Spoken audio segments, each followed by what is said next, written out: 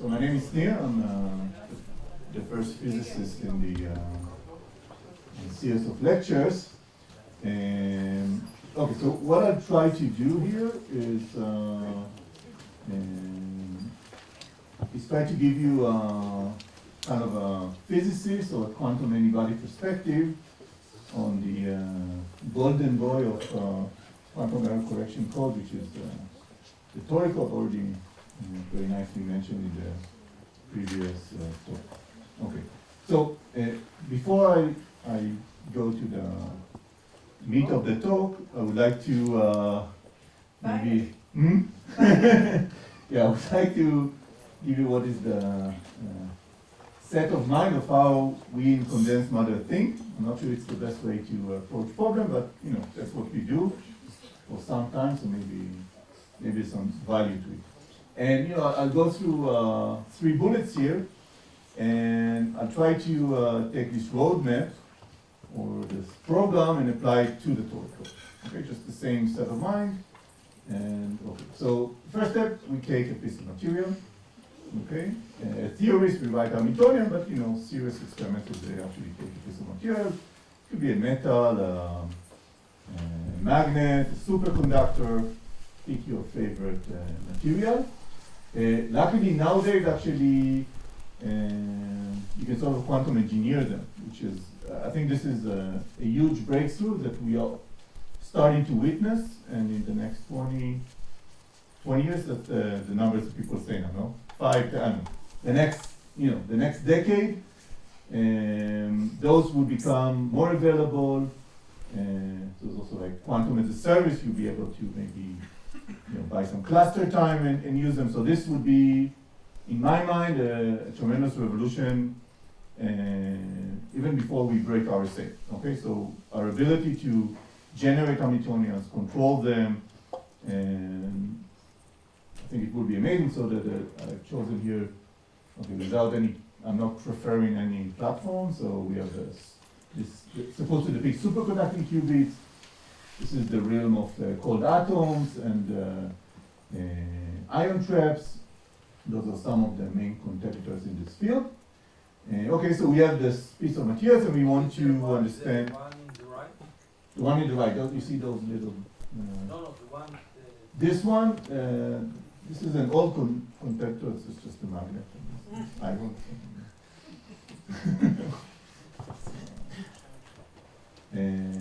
Okay, so the next step is to somehow probe them. Try to understand what's going on. Okay, so here I depicted, putting a piece of a bar magnet and trying to maybe see, how strongly it attracts. And there are, of course, fancier way to do this. You can shine light, you can do quantum measurements, etc. And then what we do, we build what we like to call a phase diagram. Okay, what is the phase diagram? So the phase diagram is tweaking the experimental parameter. Here, for instance, I can tweak the temperature, I can tweak the external magnetic field.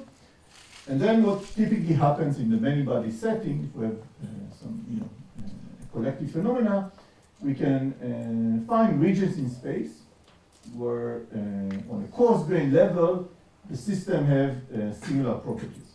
Okay?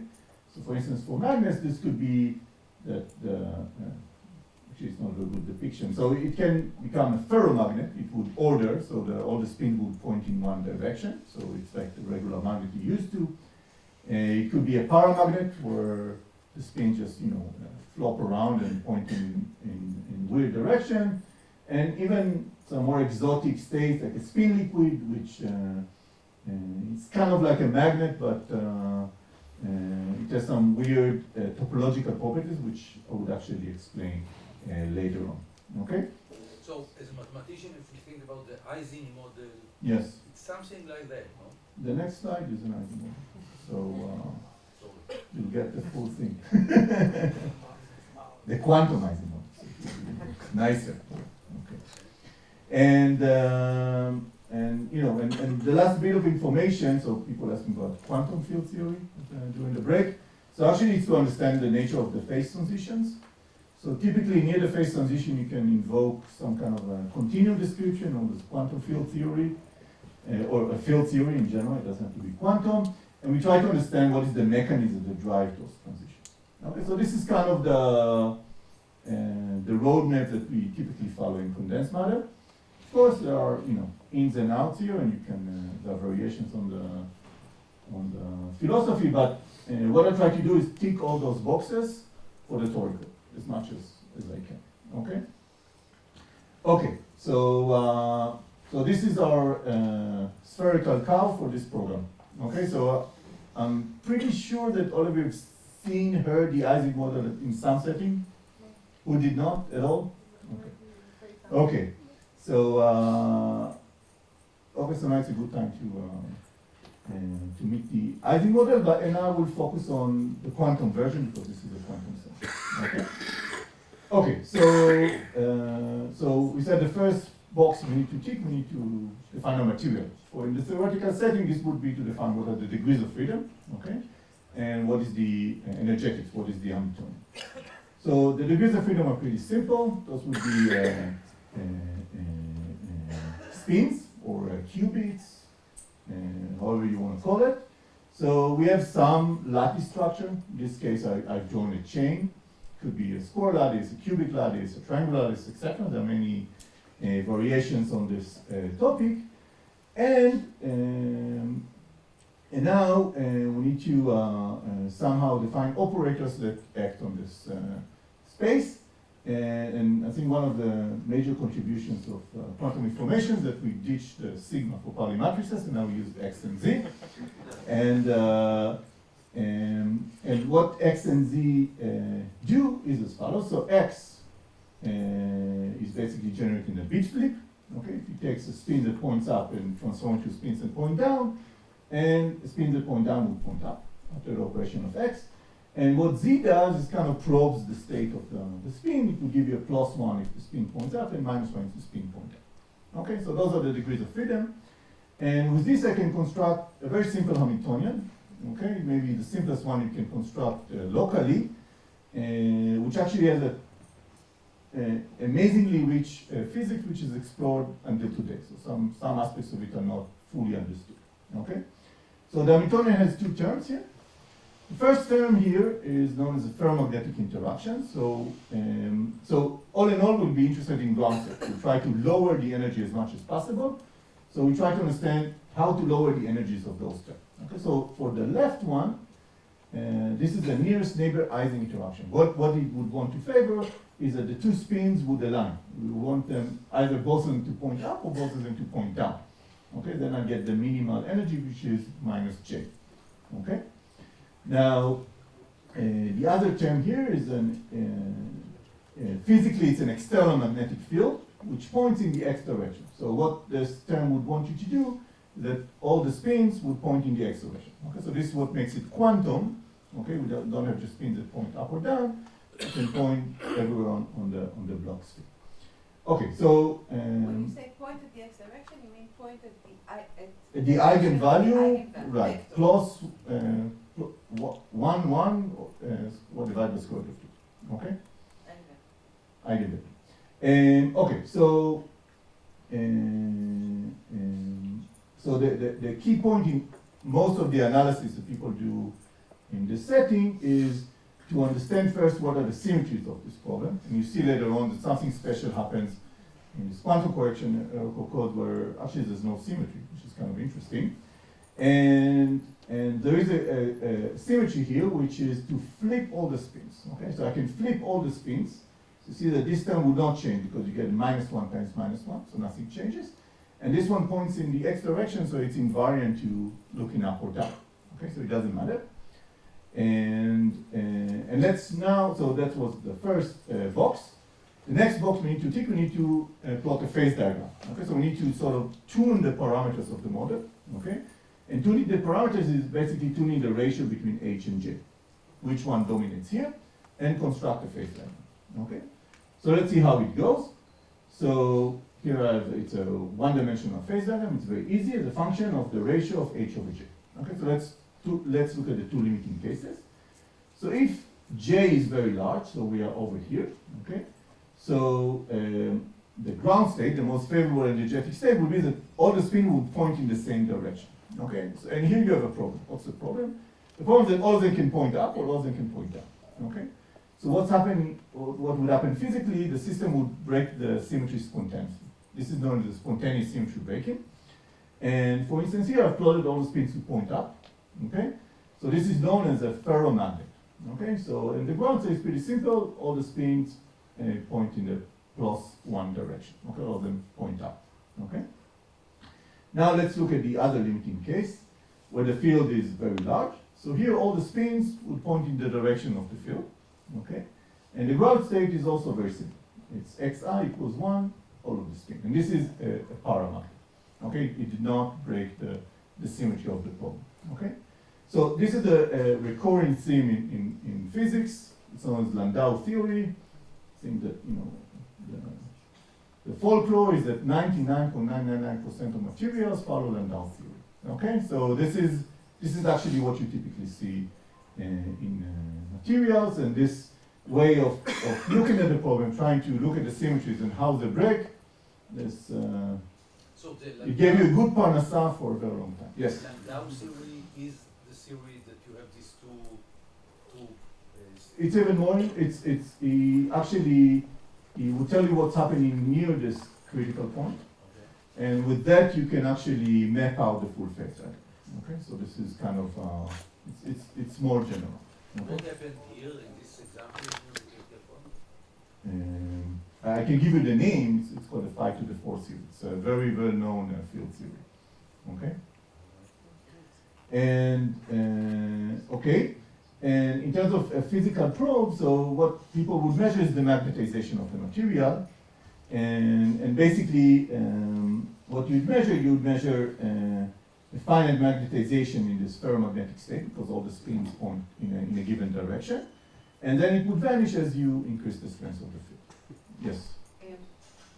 Following up on what Gil asked, Yes. so just to understand how Yeah. advanced matter physicists think.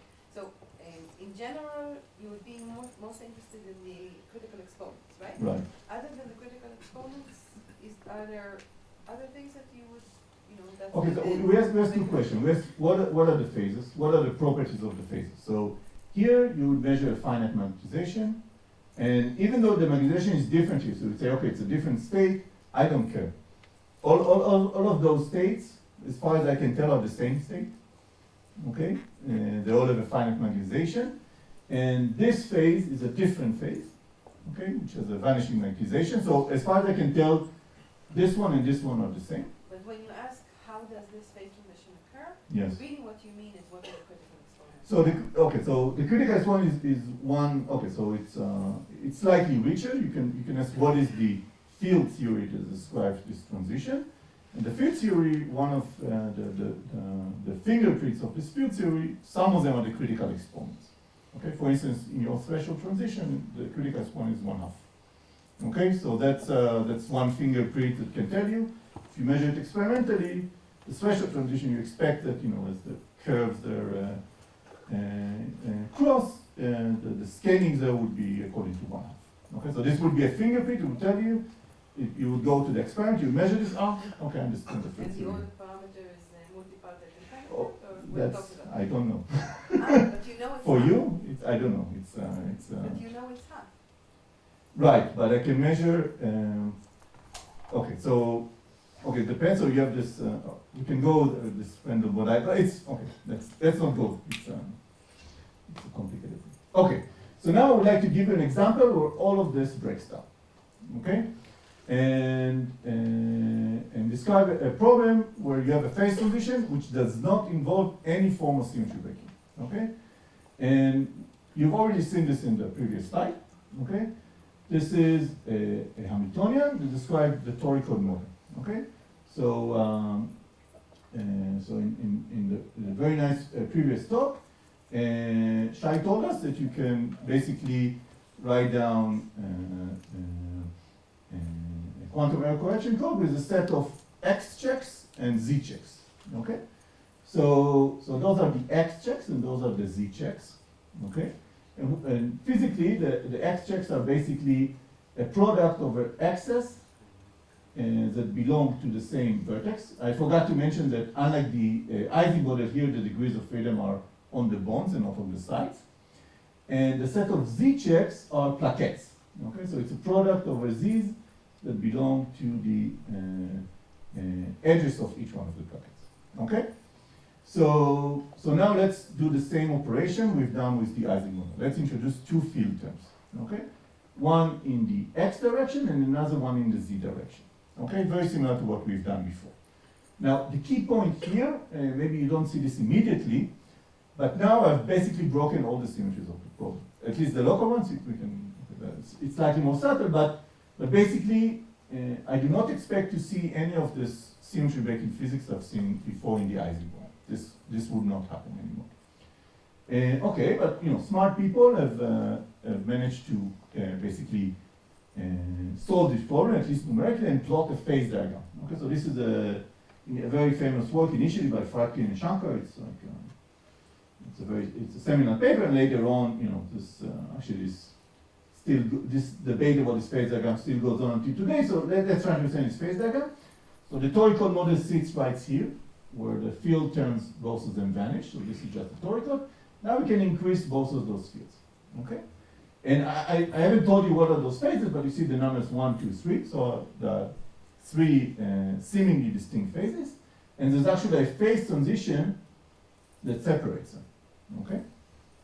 So we see that we have some kind of a material that has no symmetries, but still there are phase transitions.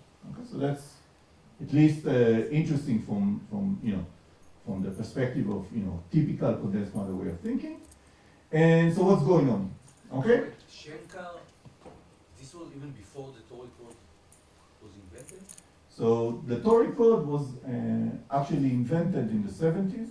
It's not called the Toric code. It was called the Ising lattice gate theory. And but the word Toric code came taking the physics of lattice gate theory and bringing it to the field of quantum error correction code. So which is a highly non-trivial connection. Okay, okay. As a model, it's what's the origin of this Wegener. Ising lattice? Wegener. Wegener. Can you tell why no symmetry?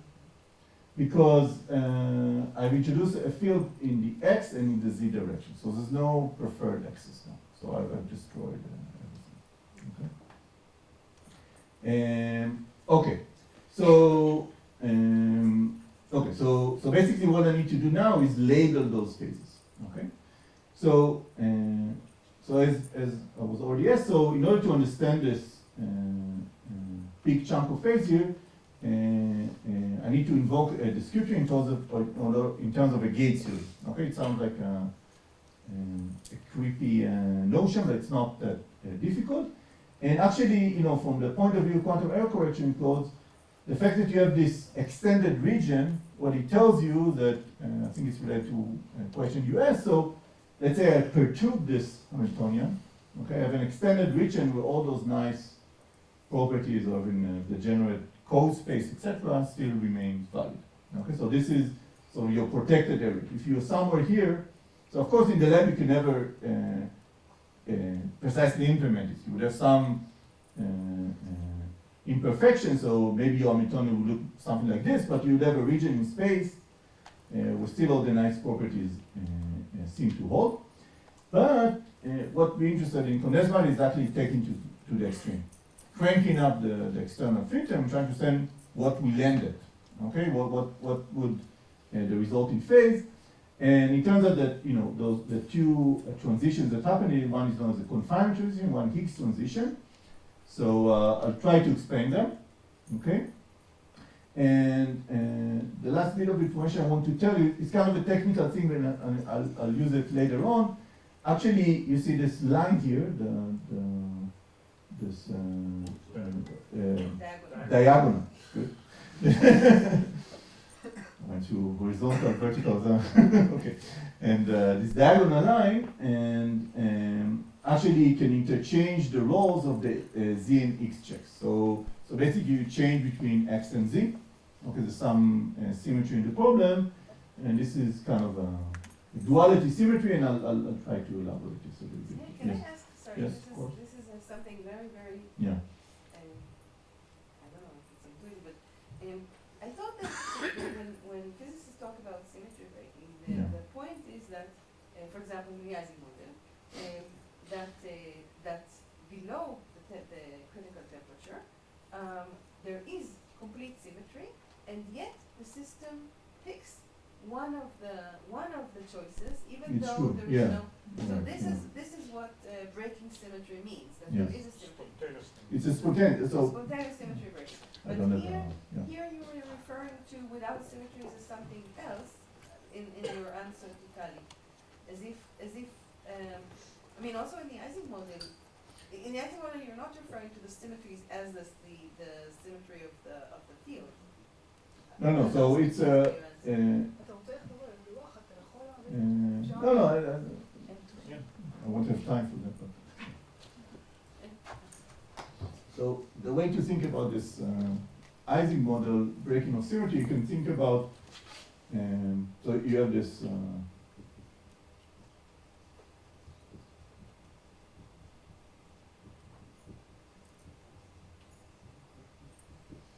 you have this problem, and it's symmetric under exchanging z with minus z. But you can imagine that you put a very tiny field here. This is very small, so you explicitly broke the symmetry, okay? So, and then you ask, what is the magnetization? Is you take this field to plus epsilon, okay? So what would happen is that in the ferromagnetic state, all the spins would point up, and in the paramagnetic state, they would not. So it's kind of a, and what happens physically is there's always a stray field. It might depend on the initial condition, so that's why they call it spontaneous symmetry breaking, because it would pick one of them randomly. Okay? And why is it in the next slide that you're saying that there's no symmetry? Your answer to that None is- of those phases break any symmetries of the problem. The Hamiltonian. The Hamiltonian itself does not have any symmetry to begin with. So if I put an external field here, I explicitly broke the symmetry. So Hamiltonian is not symmetric, it will not pick anyone. Okay? Yes. The question is, we are asking that these codes are coming for some symmetric structure, this kind of, You mean lattice symmetries? maybe. Okay, so things like that. that's why I said it's a bit more subtle. So lattice symmetries are still present, but they are not broken in any one of those phases also. Okay, lattice symmetries still exist. What I refer to are the on-site symmetries of the spin, okay, within this, Pauli space, okay? Okay?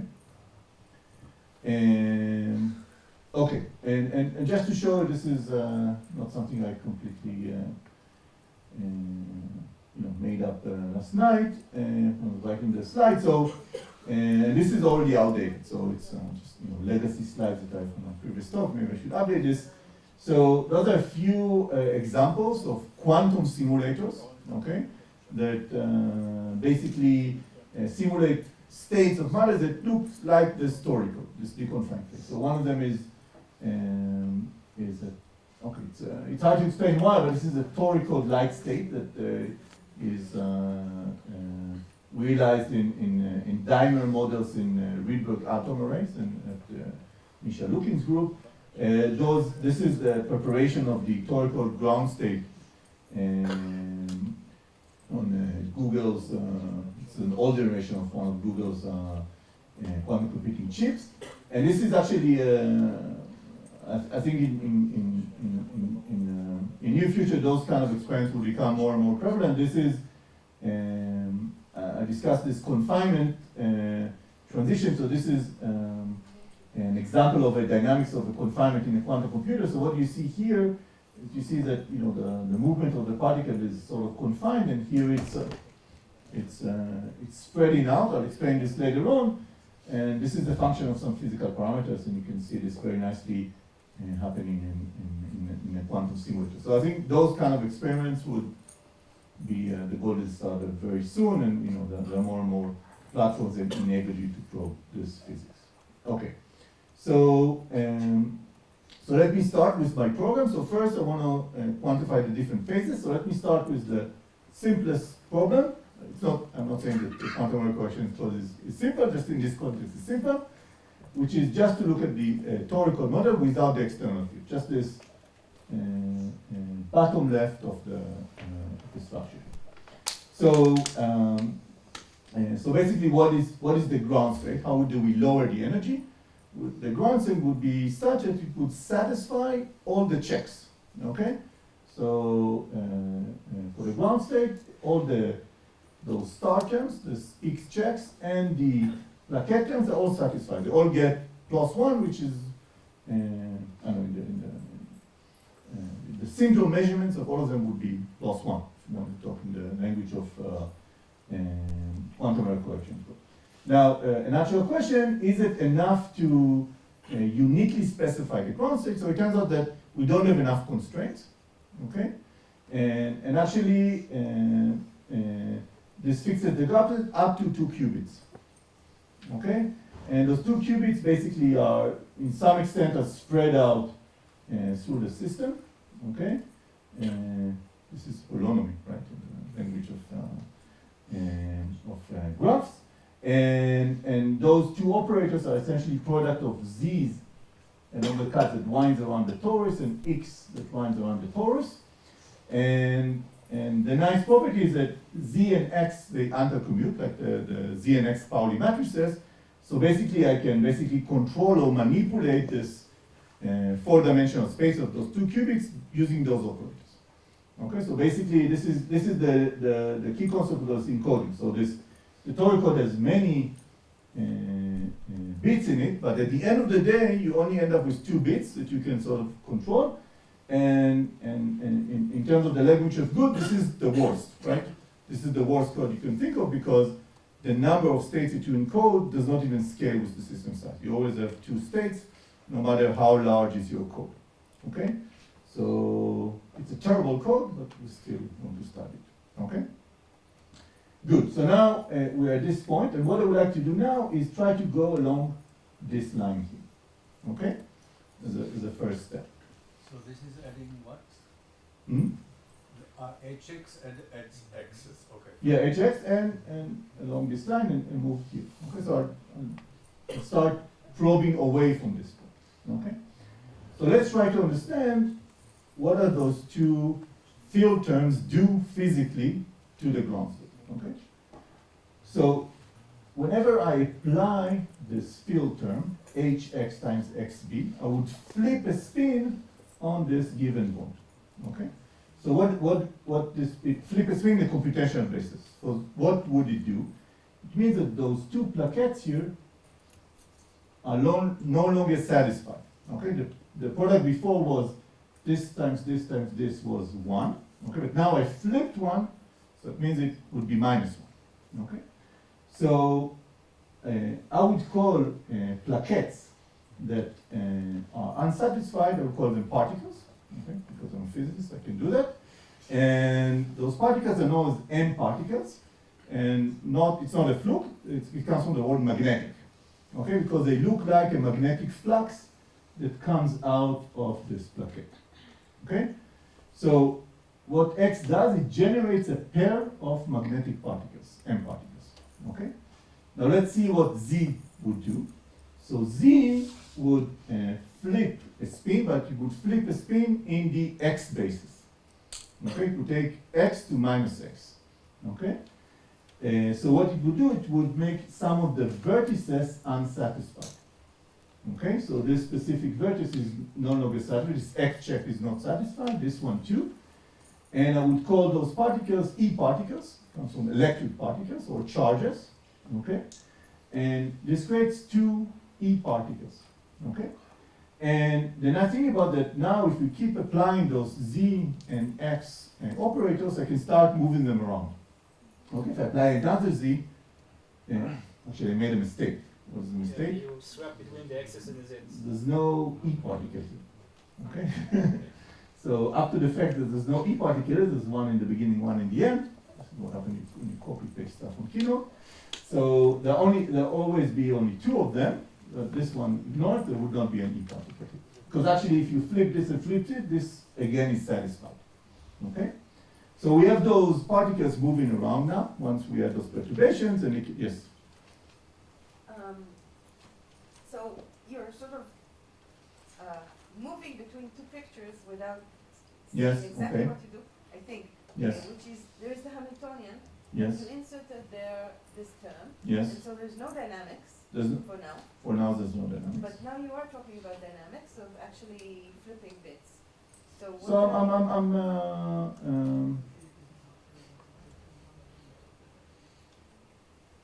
okay, so you want to put this, you want, okay, so let me answer it into it. So in the title I wrote excitation. So this is what I'm looking at is actually no longer the ground state. I'm looking at, so the ground state of the Toric code has no unsatisfied checks. The syndrome measurements are all one. So now I'm looking at the higher, But you added this. Right, so right. the ground state is slightly different. For sufficiently large systems, that's not true. That's the exponential protection.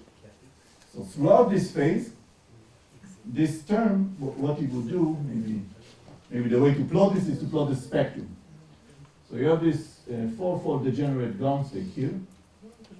It's a function of h. And what would happen is that before, an excitation, which is an M or an E particle, would have the cost roughly of J, right?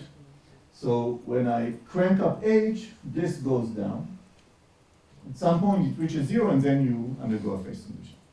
So basically throughout this phase, this remains the same. What happens is that the excitation spectrum sort of goes down and closes this gap. Okay. So that's one way to think There are about it. there are no local corrections to the ground state? So on a finite system, there are. Okay, any finite code, this would start mixing state. If you take the thermodynamic limit, then no. Okay. The wave function is going to be different. It just its property is It's a property, qualitative right, properties of right. Yeah, that's It's a right. subtle, okay, let's, for the sake of this talk, it's the same. Okay, so you still have this fourfold degenerate. Okay, there would be an, okay, it's a subtlety, let's discuss this later. Okay, so one other interesting aspect is actually, okay,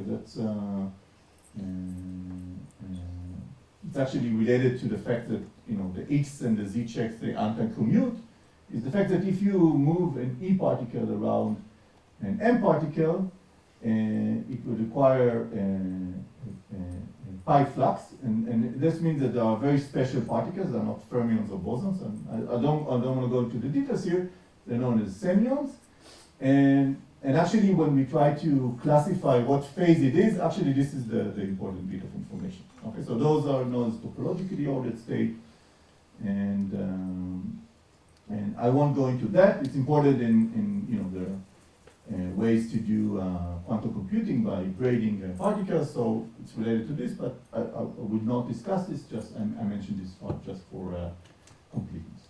Okay, Can so I now, just yes. say so for me, I mean, we maybe think about these as like error, like we work on codes and Yes. we think about them as, normally we think them as errors and we have no kind of structure or kind of knowledge, but it's arbitrary. So now how this kind of way of thinking that you're telling us about it, how to think about, so are your errors are kind of, I don't know. So this is, structural okay, so error, that's a how to good think about question. This is very different from thinking about this as, some dynamical systems that you have errors that pops up. You have some external noise. Yeah, there are things that were all errors for sellers, but also some people think of, most people think of kind of worst case errors, not errors that like kind of here is I'm asking a very different question from the question asked in the quantum error correction community, which is, that's what I try. it's a very different question. I'm asking what is the ground state of this Hamiltonian in the presence of those fields. It's a related, but it's a very different question. Okay, so I'm not dynamically, So I'm trying to ask you Yeah. somehow it suggests that for you are, when you have this context for certain type of errors, which I think about them as errors, but they come from this kind of So this field, situation that you're You describing, something then like you it. have more ways to understand this. So you can think that physically what happens is those fields, this is not the problem that I'm looking at, but you can think that, somehow there are fluctuating magnetic fields in your problem and they can generate errors, for instance, okay?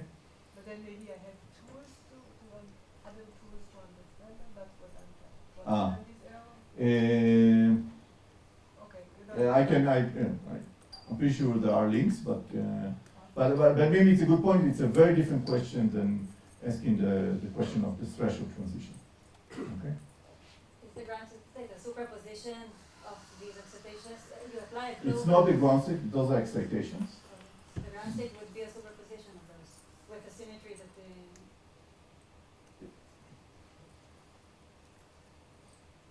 Can I not answer this question? it's a bit tricky. So it's yeah. Okay. So okay. So I will answer this question in a minute when we start cranking up the field edge. Okay. It's a bit okay. I tell you what's the difficulty. The difficulty is that once it's a general difficult condensed matter, once we go away from those spatial limits, it's very hard to write down the precise graphs. Okay, so we use some, sometimes words, but it makes things a bit problematic. Okay, so I promised to tell you about lattice gate theory. So lattice gate theory sounds like a fancy name. I'll show you it's very simple. Okay, nothing fancy.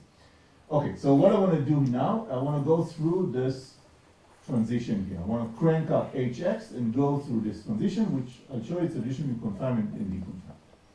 So how do I do that? So now I take a very special limit. I take j plus to infinity. What does it mean? It means that you lock all your x checks. You don't get any errors in your x checks. All the x checks are +1 no matter what you do. The energetics is far away from whatever you can perturb. All the x checks are fine. Z checks, I don't know. Let's see. Okay.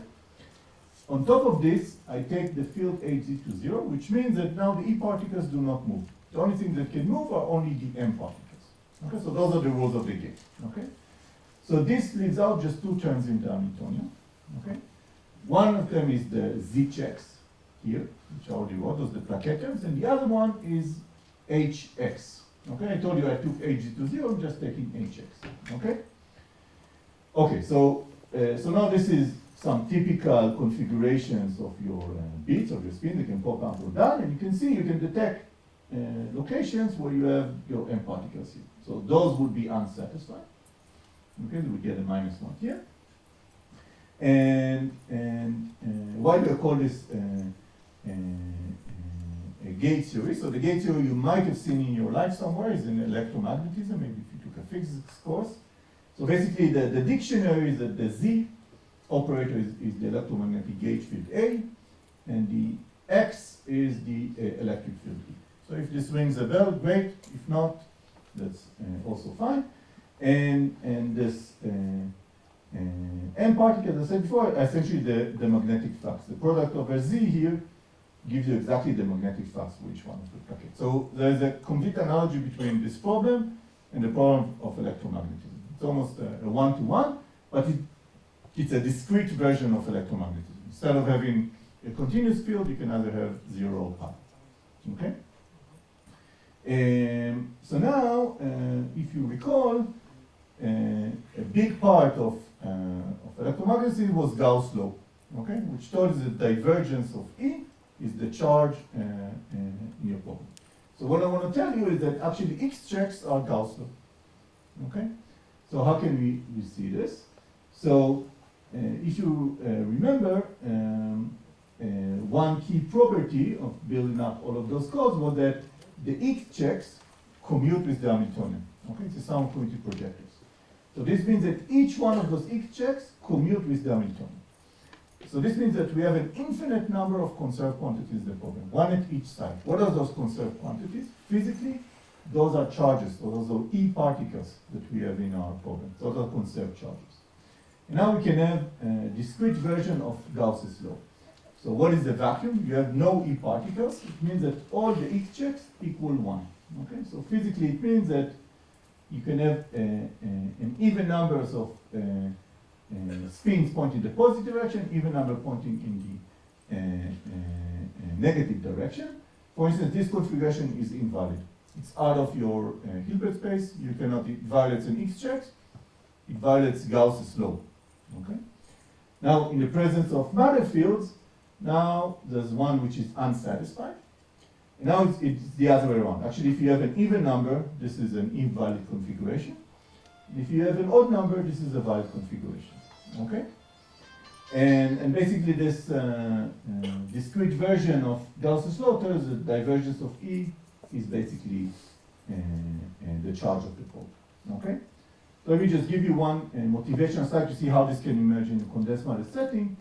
So here, this is a well-known number. It's problem is known as a dimer covering.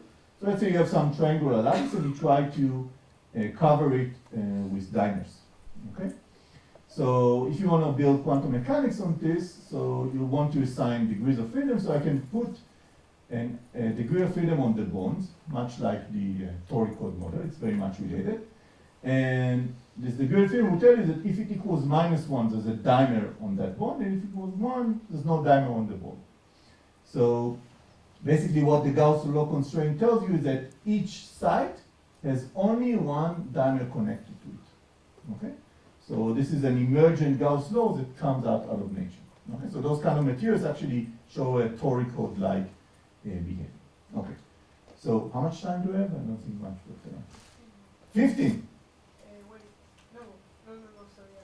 15 is good. Minus -15. No, in fact, we said that you talk what that means, then we have Oh, discussion? so, Ah, okay, I mean, discussion. I think that. Okay, let me try to give you the confinement because you start to doze. Now it's a good time to wake up. That's the most important aspect of the talk. Okay, so now I try to explain this transition.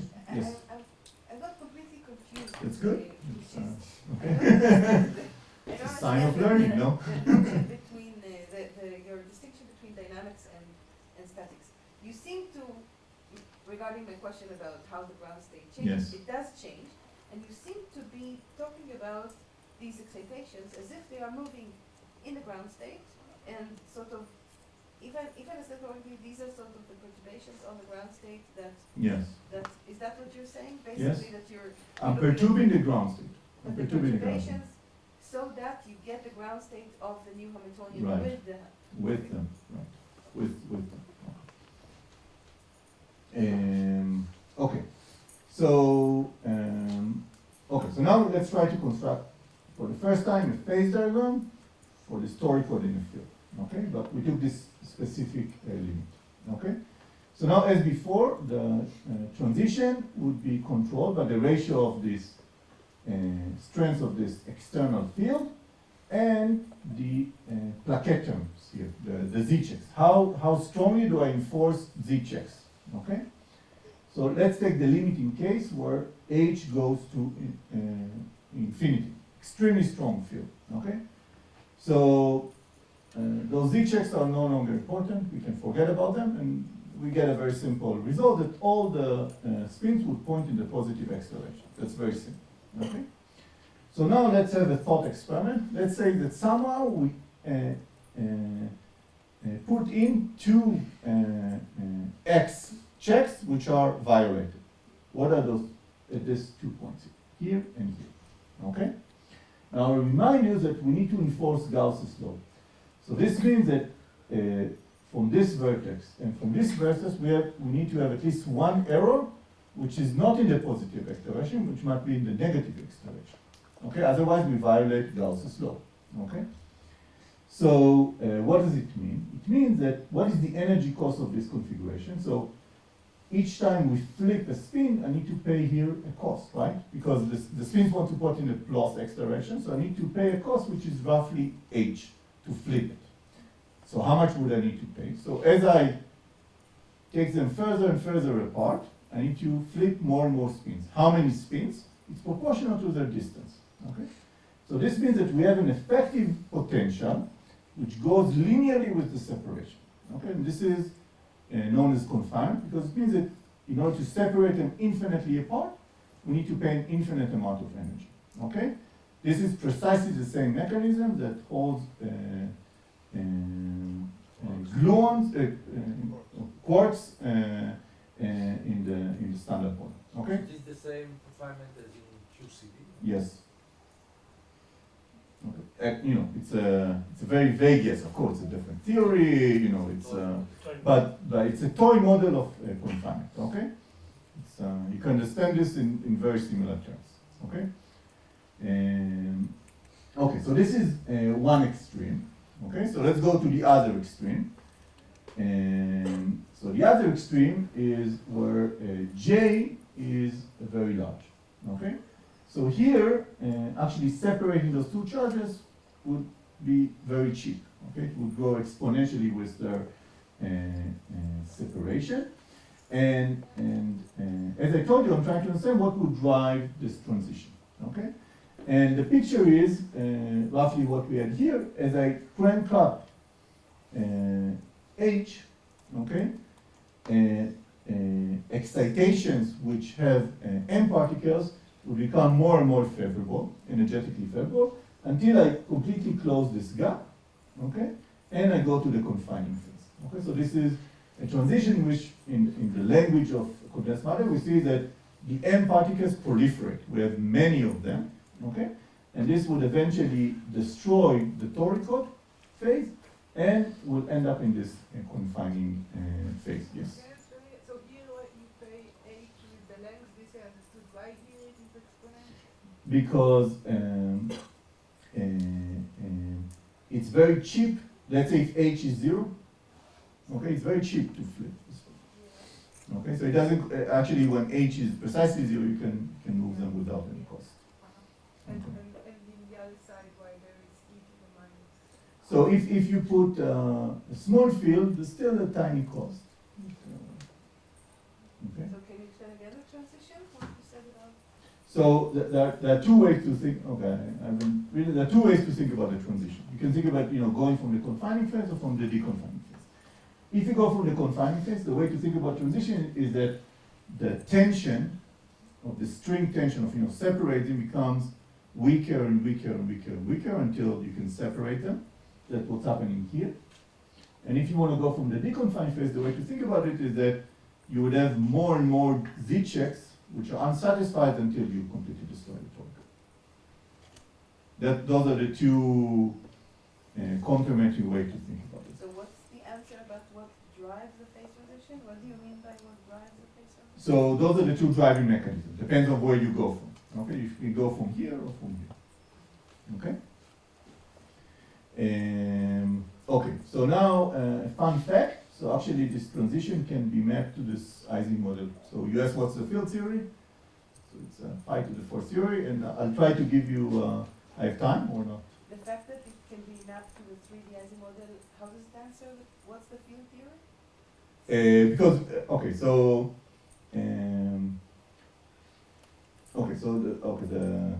the really why do we care about those phase transitions? Because they have something called universality. Okay, it means that as you go closer to the phase transition, okay, and the microscopics of the problem gets washed away, okay, and you end up with a theory which is universal. Okay, so for instance, this Ising theory describes the gas to liquid transition at the critical point, which is completely seems unrelated. It's not a magnetic transition at all. Okay. So the field theory is very special. It's like a fingerprint. It tells you precisely what's going on there. This field theory is phi to the fourth? Phi to the fourth. Phi to the fourth. So this is the last field theory mathematician can handle Riddle's field. I'm not a mathematician. You have about 10 minutes, so you decide if you, I don't know, keep talking Ah. or have the discussion. I can- whatever okay. I you- wanted to discuss the connection between Yeah, so the maybe, two things. okay, so Okay. maybe You also you- mentioned Higgs somewhere. So you decide. You want me to continue or discussion? Ready to wait. I don't know where. I can say it's just a couple more things. Okay. So now let's look at this transition here. So we moved around HX. Let's move on HZ. Let's move around this transition. Okay. Now this one is tricky, so stay with me. Okay, so a few lines. Okay. Okay, so now we do something different. So now instead of enforcing all the X check, we enforce all the Z check. So we know whenever you measure a syndrome on a plaquette, you get +1, no matter what. But some of the X checks can be violated, you can have those E particles somewhere. Okay? And we take, again, HX goes to 0, so M particles cannot move, but E particles can move. Okay? So the remaining degrees of freedom are the X checks. Okay? So some X checks can be violated, or those are the E particles. So I will call them, okay, this is, at the end it's a Pauli matrix, general as 1. I'll call it tau X at a specific site I. Now it's a site, it's not at the bond. Okay? So now, quite surprising, but the Hamiltonian that you get is an Ising model. Let's try to understand why. So I remind you, what are the two remaining terms? We had this hz times zb. I took hx to 0 and hz is finite. What zb did, zb, he changed x goes to minus x on a bond and created two E particles. Okay, you remember a long time ago. So this is precisely what this term does. If this is our basis, the computational basis x, so this would flip those two and create two E particles at nearby sites. Okay? And the next term here is tau x, which is precisely this. This is the X check. So this, remember the first time we started, was the quantumizing model, so we get a quantumizing model. So we know the transition here would be an Ising transition. Okay? And now remember I told you there's duality between the two. So actually this one and this one are the same. We can sort of go along the diagonal, so this one is also an Ising transition. Okay, so this was all field theory in 5 seconds. Okay. So, But okay. the word Higgs, is it related to? Yes, so a Higgs transition is when the matter particle proliferate. Okay, so now I would like to say something. So I told you that the Higgs transition is an Ising transition. So because this is recorded, so I don't want to be, I don't want someone to fire me. So actually, it's not precisely the same because actually there's no Ising symmetry here because it's a gate symmetry, and I won't go into details. I just tell you that our fellow colleague at the physics department, Elitzur, it's a very famous theorem, Elitzur theorem, told us that you cannot spontaneously break a local gate symmetry. It's very subtle. I won't go into the details. So it's Ising-like. People call it Ising star. It's precisely the same, but some symmetries operators are taken out of the theory. Just for completeness, you don't need to know this. Just to summarize, so I told you it's small fields. We have a deconfined phase, which is the good phase, the Toric good phase. As you crank up Hx, you go confinement, deconfinement. As you crank up Hz, you go Higgs, and both of them are related. And maybe as a last slide, actually, okay, maybe one point, actually people don't fully understand what's going on here when both of them are happening simultaneously. It's an open question. And maybe something as a last slide, some stuff I'm working with Shai. So we can play the same game, but we don't need to start with the Toric. You can think about a more general low density parity check code. So what changes? What is the structure of the phase diagram? I can prove the different phases. What is the StatMech description of this? And and with my very good student Omer there, we're trying to make some progress in this direction. Okay. So that's it.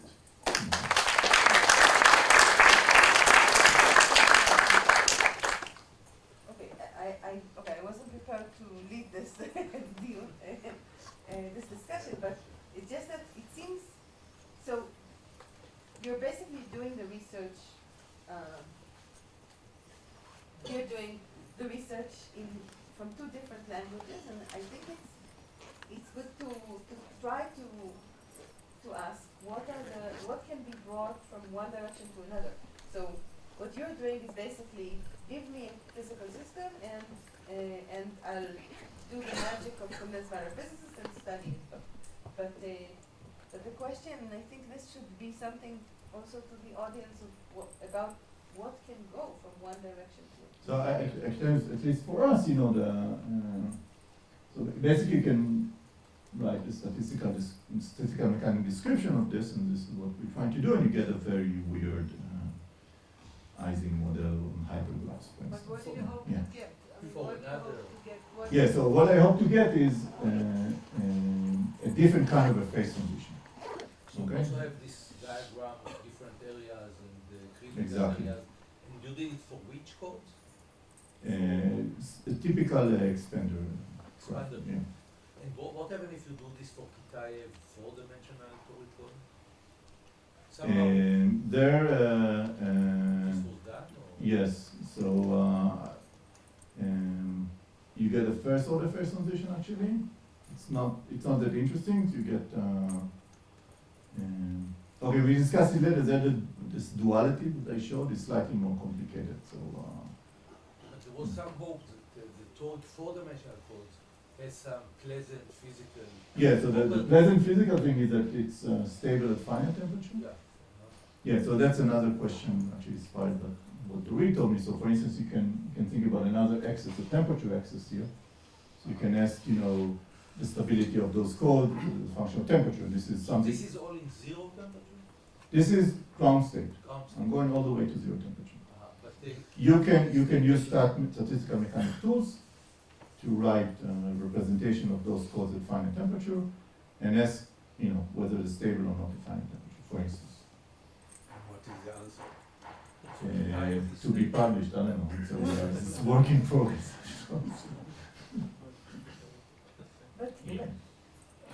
In the deconfined phase, okay, so qualitatively it's like the ideal Toric code case, but can people actually, do they know how to, so suppose this is your system, how to actually use it as a code? If you have In what perturbed sense? Toric code still in the, how to identify errors and correct them, how to modify the error correction protocol once you have those things? Because your ground state is somewhat different, I would guess that also your errors get dressed. I think what would happen. Okay, so it's a guess. I don't know exactly, but I think that what would happen, you would slightly you would decorate. In what sense the You would error correction is- you have those. Okay, the end of the day, what you care about is that you need those. Those the Z bar and X bar operators. So you want to act on the qubit, and I guess they would get decorated. Some by a low Yeah. depth quantum set. Yeah, they would get decorated in some way, and I'm not an expert in how to mitigate this precisely, but I'm pretty sure people have thought about schemes. But in principle, definitely, if you have a finite code, they get a sizable correction, right? It's, yeah.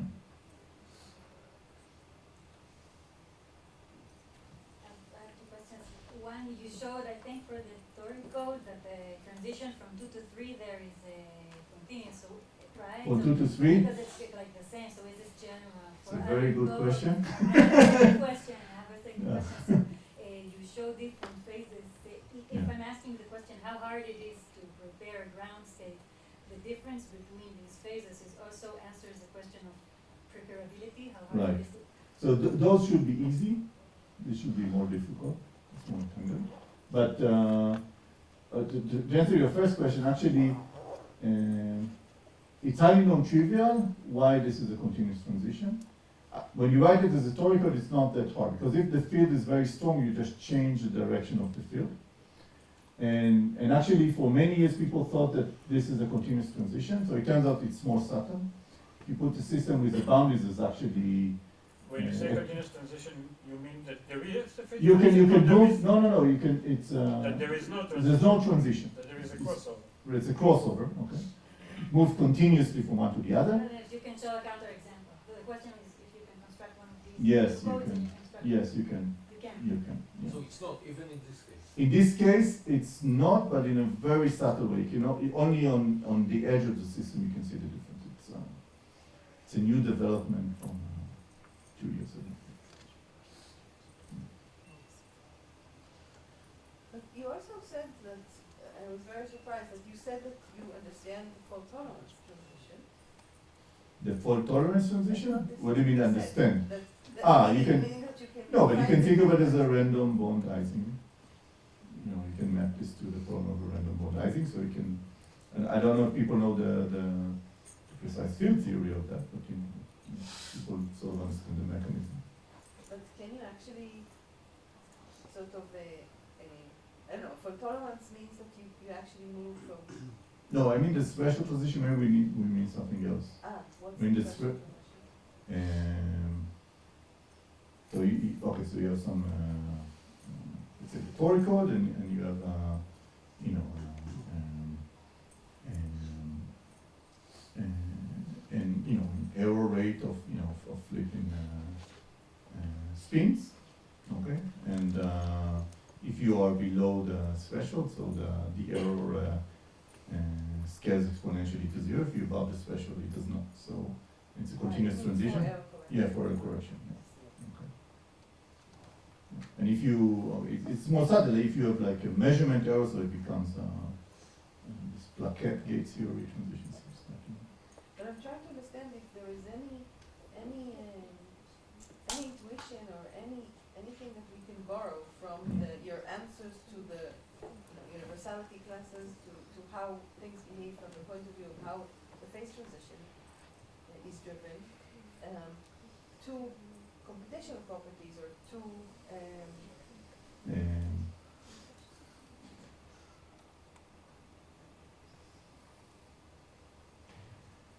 I think that okay. So, I think there are related notions in the sense that in both cases you get proliferations of unsatisfied checks and stuff like this, but it's in the context of error correction, it's really a dynamical problem. But it's slightly different from the question of ground state properties. Maybe it could be mapped one to the other. I don't know.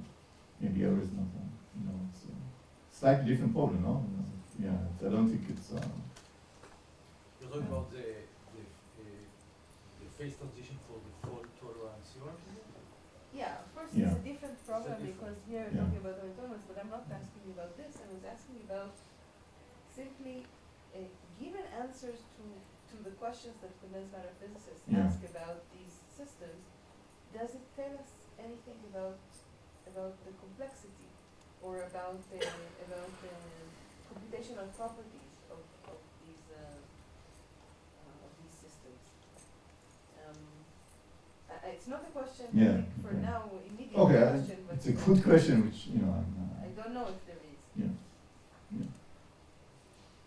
I can tell you one thing that really interests me about those expander graphs is that there's some, it's what we kind of like in physics is locality, because it makes the analysis simpler, and those expander are highly non-local in some sense, and those transition can, I think, might have an interesting structure because of that. It's, And how do you care about the rate? I mean, is that ever is important? It's important because then, the ground state degeneracy would be humongous in this case. It's very interesting problem. In the Toric code you only have two states. So you actually have many states that are the ground states. So I think expander code will lead to interesting statistical mechanics. That's the whole plan.